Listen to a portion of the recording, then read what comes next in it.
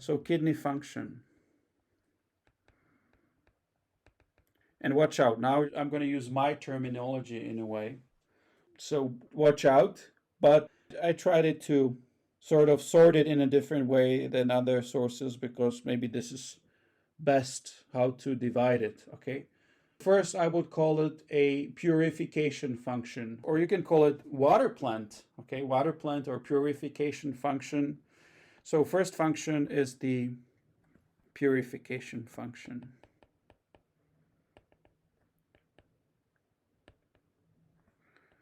Of the kidneys. Okay, so basically blood purification. And by this, what I mean? By this, I mean pH, so getting rid of H+. You are constantly generating acids in your body, and you have to get rid of it. So that's why kidneys are crucial. In case your acidemia goes up because of kidney failure or kidney injury, what you need? You need dialysis. So remember, pH, crucial. So ABB, yeah, pH.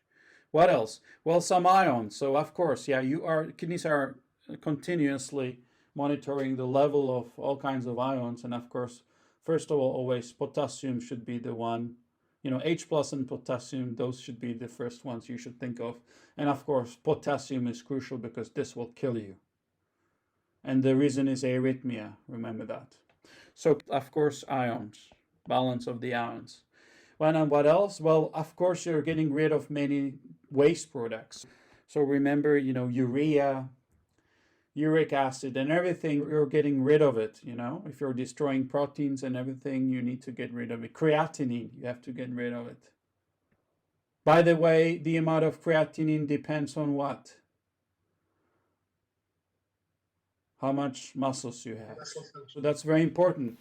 You always should remember when you look on creatinine, and you should always remember how the patient looks like. You should see the patient, You should know it's a skinny lady, 80 years old, so she's going to have normally very low levels of creatinine compared to, let's say, bodybuilder. And this is very important because when the creatinine rise with 0.5 for a Hulk means nothing, but rise of creatinine from one day to another of 0.5 for an old lady means basically that she's failing. So this is what you have to have in mind all the time. So creatinine is a waste products. So urea and everything, urea, creatinine, okay, and everything, all kinds of other stuff. So that's the purification function. And then you have which one? Then you have a synthetic function.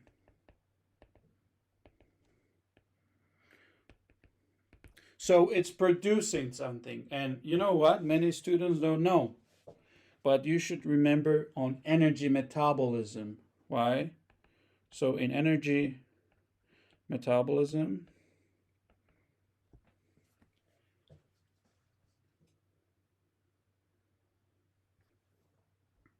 and what is that? Gluconeogenesis. Very good.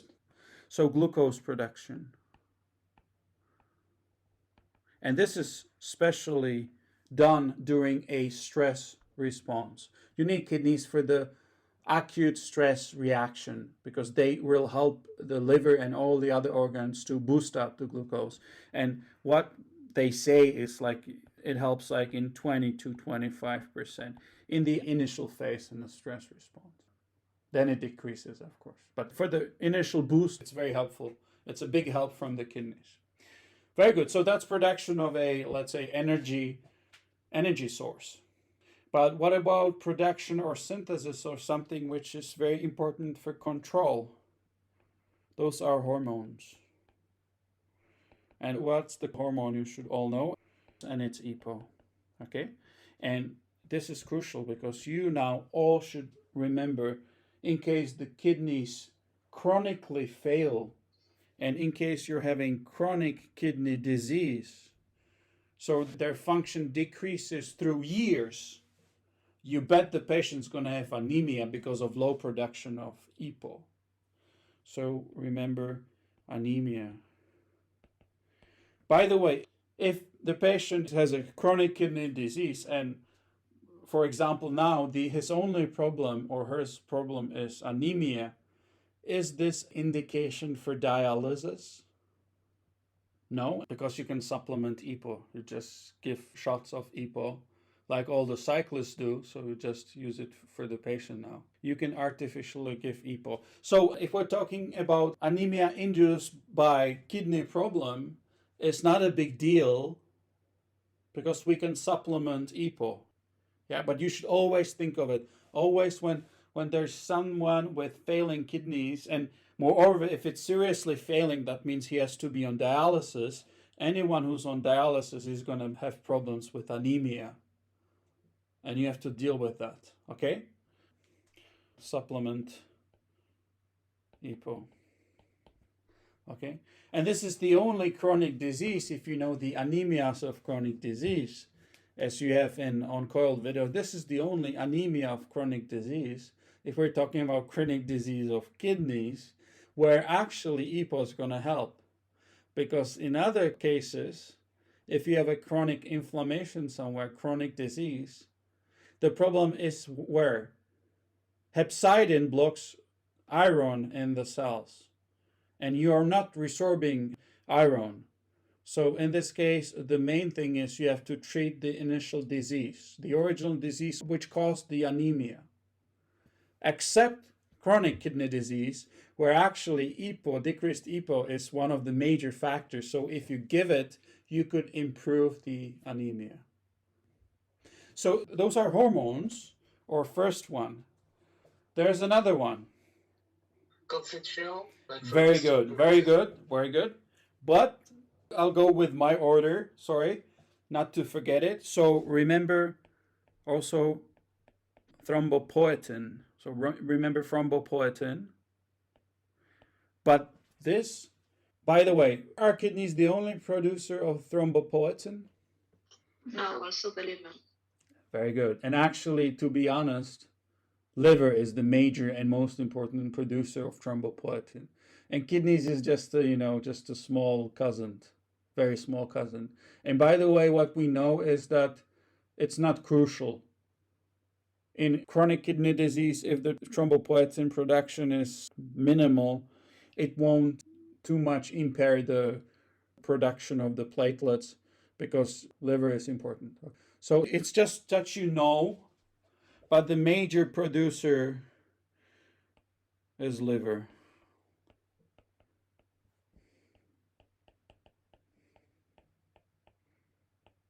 Okay, yeah. So that's thrombopoietin. And now let's get to very well already mentioned calcitriol. And there is a conversion of calcidiol into calcitriol. And this is under the control of PTH. So PTH comes to the kidneys and increases the production of calcitriol. So calcitriol is crucial. In case your kidneys are failing, they're not failing only in the purification function, but also in this conversion. So that's why from today, if you know someone has chronic kidney problems, you know his calcium metabolism is going to be bad. Okay?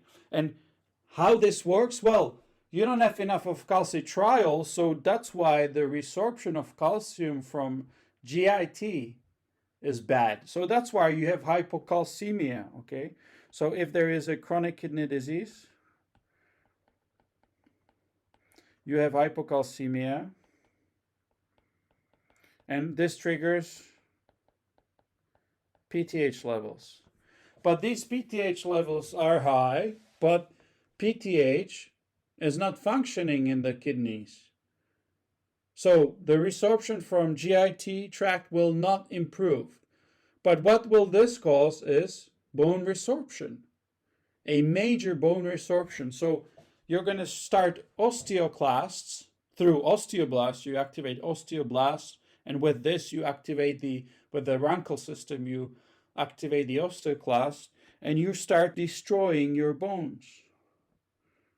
Okay? And this causes what? Well, that the phosphate's going to go up. So there's going to be high phosphate in kidney failure, and your bone's going to be really bad, demineralized. So that's why you call it what? You call it renal, because the problem is originally in kidneys, osteodystrophy. And watch out, some pathologists, especially at your or our hospital, they want to hear osteopathy, but international term is osteodystrophy, but maybe osteopathy is even a better term. So now when you see someone coming for dialysis, you will see destroyed bones as well. And not only this, but what else? Kidneys are also degrading and deactivating some hormones, okay? So first it was a synthetic function, and still, I'm going to try to place it here. Degradation and deactivation, which could be the same, actually, that's the same. And I will mention two hormones. Guess which one is the first one I want to mention? It's again PTH. So healthy kidneys are getting rid of PTH. In case you're failing, guess what? You're going to even prolong the activation of the PTH, so you are going to even more destroy again the bones. So PTH is not degraded, so it works longer time. So bone resorption again and again all the time. And then, you know what? Insulin. And how can you tell? And I'll tell it to you right away. Well, if someone has diabetes, you think of kidneys, first of all the time, kidneys. Who has now diabetes, he has problems with kidneys. That's one-way road, inevitable. So these people, they're having problems with kidneys, and guess what? For many years, for 20 years, I'm having diabetes, and suddenly the glycemia improves, although I wasn't compensated well. Is it a good sign or a bad sign? It's a bad sign, because now they failed so much, the kidneys, that they're not even getting rid of the insulin, the small amounts that you're producing. So that's why the glycemia decreases to normal levels, let's say. And this is a bad sign, tells you there is no function at all, okay? Or if you're healthy, like from the diabetes point of view, and suddenly you have hypoglycemia, it could be because your kidneys failed now already, like fully.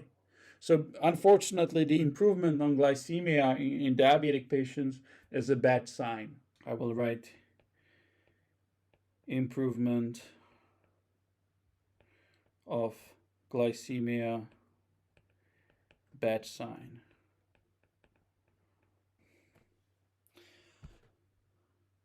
Good. Look at this. Purification function, synthetic function, degradation, and deactivation. Well, we're going to talk about two main things. Acute kidney injury, as older term, that's acute kidney failure. And then we're going to talk about chronic kidney disease. So that's a gradual, slow process for many years, like in diabetes, like in hypertension, like in both together. That's very typical. So tell me, in acute problem, which function of these is going to dominate? And in contrast to the chronic problem, and I already answered the question for you, but just repeat it for me. So if I'm failing acutely, suddenly, this can happen to all of you tomorrow. Suddenly, because you get intoxicated by something, or you lose blood, you get into shock, and suddenly you have acute kidney injury. Okay, so tell me, what do you think? What's going to be the main business? Well, it's just, it's obvious. So, I'm sorry? The purification? Yes, yes. So, first of all, if it's acute kidney injury, acute, this is the main thing. So suddenly your bond creatinine, they go up, everything goes up, you're having hyperkalemia, and you are just waiting for, I mean, if it's severe hit, like no function at all, dialysis. What about if you're chronically fail? What's going to be the main business? Well, it's here. EPO, so you're going to have anemia, and you won't degrade the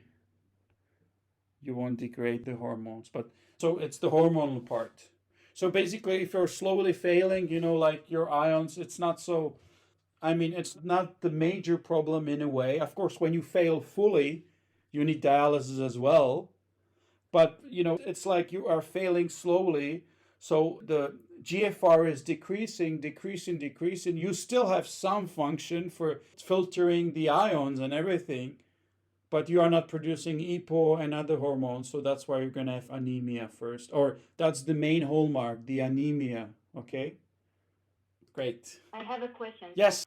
If I have a patient which has elevated creatinine and at the same time anemia, how can I know if it's acute or chronic, for example? With acute, you'll see, because acutely is going to get worse and worse, okay? But if he has anemia, you know, the anemia could be whatever the cause, you're right. It doesn't have to be from the kidneys. But if it's anemia related to kidneys, you know, you can have other combination. You can chronically be failing and suddenly you get intoxicated. So suddenly, boom, you decrease the function. The thing, what I want to say, and it's great that you ask about this, students and also doctors are thinking about acute kidney failure and chronic kidney failure, or in nowadays words, acute kidney injury and chronic kidney disease. They're like two separate things in a way. No, please. You know, the acute kidney injury is a punch to the kidney. It's like a serious punch, like knockout. Yeah, that's the best. When you ask me, then I figure out some examples, you know, analogies. You know what? Chronic kidney injury is a dementia. You are getting stupider and stupider, whatever you do. And acute kidney injury, that's a knockout. Nothing else than a knockout. Knockout for brain, and analogy, knockout for the kidneys, okay? So that's acute kidney injury. Acute kidney injury, it's just the same in a way as a knockout for brain. And you can combine them. You can combine chronic kidney disease and acute kidney injury. Okay, it's just the same as man with dementia gets into the boxing ring and gets a knockout. Okay, and watch out. Some of them will fall down and never wake up. That's when you need dialysis and then transplantation. And some of them will like wake up. Of course, they got worse with their, like, let's say IQ and whatever, or I mean like memory, but still they're sort of, you know, functioning. And they get another punch, another attack of acute kidney injury, and it even gets down.